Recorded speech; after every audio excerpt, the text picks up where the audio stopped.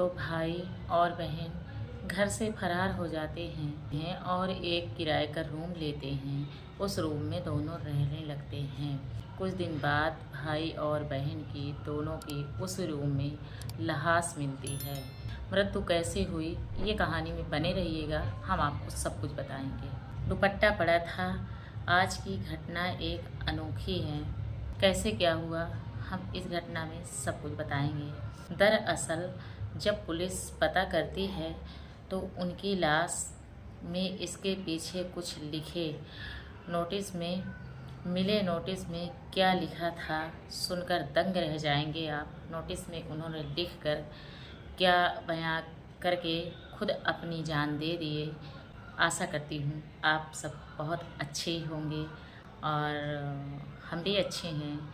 यह सच्ची घटना है। उत्तर प्रदेश के फर्रुखाबाद के रहने वाले दो भाई बहन घर से भागते हैं। इसके बाद गाजियाबाद कोर्ट मैरिज कर लेते हैं। भाई बहन कोर्ट मैरिज कर लेते हैं। घर से भागने के बाद में वहाँ किराए पर रहने लगते हैं गाजियाबाद में। जाते जाते उन्होंने नोटिस में लिख दिया था, आप रो देंगे सुनकर। क्या लिखा है उसने? आखिर लड़की जाते जाते अपने परिवार रिश्तेदार के लिए क्या लिखा था। लड़की इतना मजबूत थी कि वह सब कुछ लिख कर गई है। सोचने पर आप मजबूर हो जाएंगे। प्यार में पागल लड़की लड़का किस हद तक गुजर सकते हैं ये आप सोच भी नहीं सकते। लोग कितना प्यार में पागल हो जाते हैं। दोनों की कुछ ख्वाहिश थी, बाकायदा आपको बताऊंगी। फर्रुखाबाद के अल्लाहपुर अपने गांव से भागे थे। 16 फरवरी को खबर मिली है। दोनों चचेरे भाई बहन थे। दोनों में प्यार होता है। घर में बताते हैं ये दोनों शादी करना चाहते हैं, लेकिन दोनों रिश्ते में भाई बहन भी लगते हैं तो घर वाले मना कर देते हैं। प्यार में पड़ा लड़का मानने को तैयार ही नहीं था। लड़का प्रेमिका यानी निशा से पूछता है, क्या तुम हमारे साथ भागकर शादी करोगी? इस पर निशा हाँ बोल देती है। अब यह 16 फरवरी को अल्लाहपुर से पीयूष और निशा भागकर अगले दिन गाजियाबाद में कोर्ट मैरिज कर लेते हैं। पीयूष बाकायदा नौकरी ढूंढता है और सोहनवीर नाम के शख्स का रूम किराए पर लेकर रहने लगता है। 17 फरवरी से यह दोनों बाकायदे पति पत्नी की तरह रह रहे थे।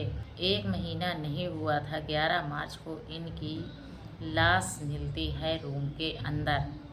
दोपहर का समय था। जब कोई कमरे में दरवाज़ा खोलता नहीं है तो पड़ोसी उस कमरे में देखते हैं सबके पैरों तले ज़मीन खिसक जाती है। फिर पुलिस को सूचना दी जाती है। पुलिस भी आती है मौके। पुलिस पूरे घर को अपने कब्जे में लेती है। आते ही अंदर पीयूष और निशा दुपट्टे से लटके हुए थे। रूम के अंदर तो कोई था नहीं। आखिर हुआ तो ये कैसे? उन्होंने 2 पेज का लेटर लिखा और लिखकर दोनों ने अपनी जान दे दी। कहानी का खुलासा होता है किस कारण उन्होंने अपनी जान दे दी। निशा ने जाते जाते माँ बाप और रिश्तेदारों से माफ़ी तक मांगी। अब आप पीयूष के साथ जीने नहीं दे सकते। दोनों ने खुद मौत के गले लगाया। पीयूष का कहना है दोनों चचेरे भाई बहन थे। दूर का रिश्ता था। दोनों में दोस्ती होती है। दोस्ती प्यार में बदल जाती है। घर वालों को पता चलता है तो घर वाले बोल देते हैं इस तरीके से भाई बहन का रिश्ता पति पत्नी में नहीं बदल सकता है। एक दूसरे के बिना जी नहीं सकते थे। मजबूर होते हैं। दोनों के फ़ोन नंबर चेंज हो जाते हैं घर से निकलते ही। लड़के के घर वाले मान गए थे। इनको यह रिश्ता मंजूर नहीं था। ऐसा रिश्ता किसको मंजूर होता है? भाई बहन का रिश्ता। निशा और पीयूष को धमकियाँ मिलती थी। नोटिस में लिखा था पीयूष ने 11 मार्च से 7 दिन पहले परिवार वाले गाजियाबाद तक आए थे। पीयूष ने नंबर चेंज कर दिया था, लेकिन निशा का नंबर उनके घर तक कैसे पहुंचा पीयूष को कुछ मालूम नहीं था।